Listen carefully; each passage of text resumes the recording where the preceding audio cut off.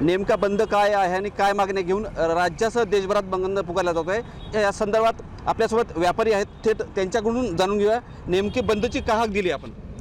वाशिम जिल्ह्यामध्ये आम्ही संपूर्ण कृषी सेवा केंद्र बंद केलेले आहेत. गेल्या अनेक वर्षापासून आमच्या विविध मागण्या शासन दरबारी प्रलंबित आहेत.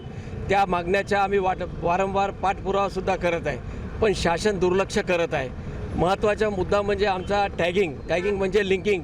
रासायनिक खतासोबत जे आम्हाला व्यवसाय करण्यासाठी टॅगिंग केली जाते ती मोठ्या प्रमाणात कंपन्या देत आहेत आणि त्याचा रोष आमच्या शेतकऱ्यांचा आमच्यावर असतो, अशी शासनाच्या अधिकाऱ्यांचा सुद्धा आमच्यावर असतो.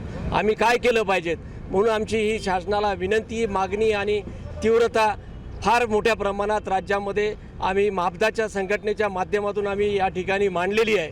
आमची ही मागणी जर आम्ही मंजूर केली नाही तर आम्ही आमचं आंदोलन तीव्र करू. मनोज जयस्वाल, साम टीव्ही न्यूज, वाशिम.